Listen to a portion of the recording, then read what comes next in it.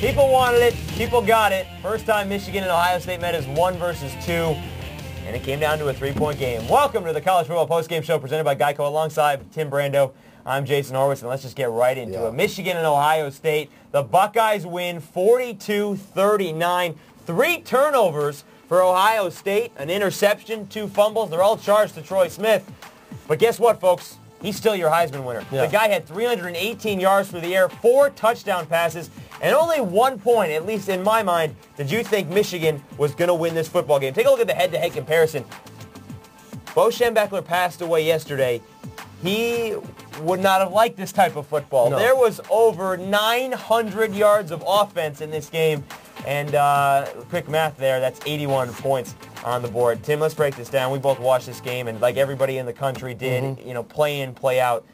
There was no defense played in this game. The defenses that were the vaunted Michigan and vaunted Ohio State defenses, number 1, number 3 in the country defensively, they were both exposed for what they were, and they were slow. Well, in the case of Michigan's defense against the rush, which was number 1 in the country coming in, allowing right around 30 or so yards per game, they gave up 2 50-yard plus touchdown runs, and that really signaled, I think, the beginning of the end for them as a defense.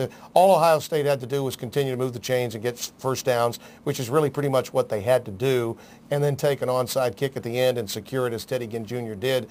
That was going to win them the football game, Jason. But here's what happens. Ohio State is able to, with all of their threats at wide receiver, they're able to spread you out and then get yards through the formation.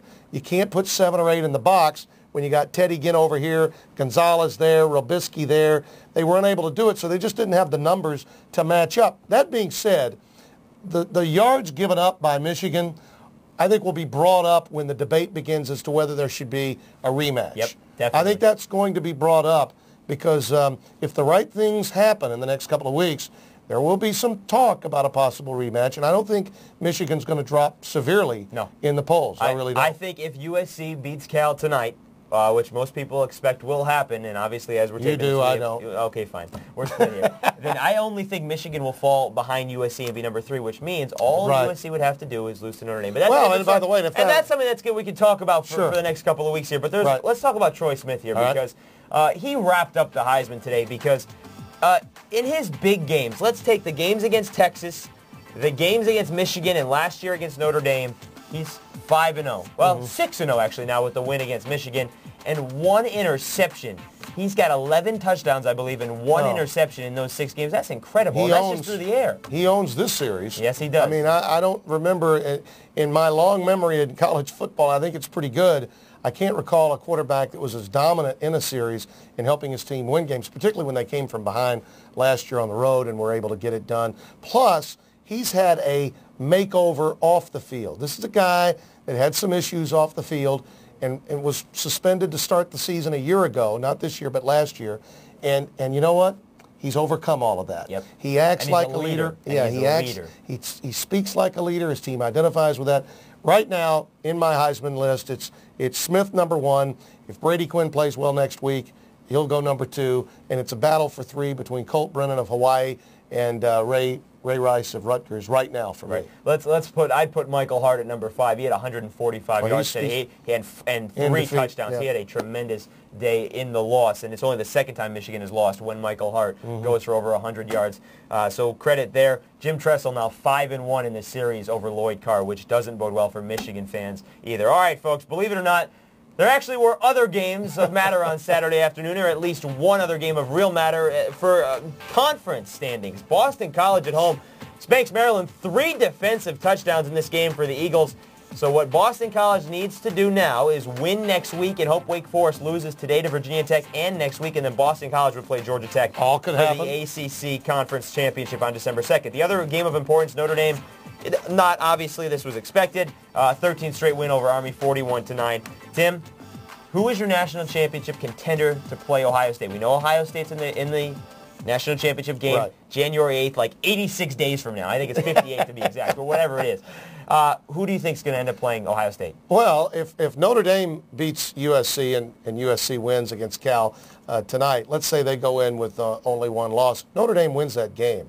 It's going to be very hard with the polls to put Notre Dame ahead of Michigan, who put a 26-point beatdown on the Irish on their home field. That's a real key.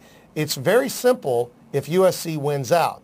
You can say, well, that's the best game, like U.S. Steel and Microsoft. They're the major corporation. Let's plug them in, and TV ratings would be big for a game between Ohio State and USC, and they would. But if USC loses to Notre Dame, that really throws a monkey wrench into the situation. Arkansas really doesn't have much of a leg to stand on because they lost to USC big at the start of the year, even though a lot has changed since then.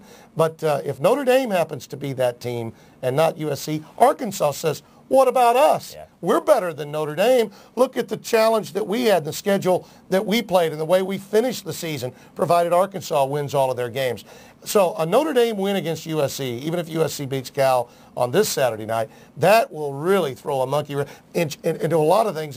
Michigan's chances of a rematch are far improved if Notre Dame is that other one-loss team that is being trumpeted for the right to play Ohio State. And the other team that says, hey, look at us if they run the table, that's the one. All right, win out, Rutgers. Just be a big fly in the ointment. And Boise's there, too. It's beautiful. All right, folks, that's going to do it for the College Football Postgame Show presented by Geico. But for everything else college football here for November 18th, be sure to watch everything else presented by Geico in this video player. Yeah, Rutgers.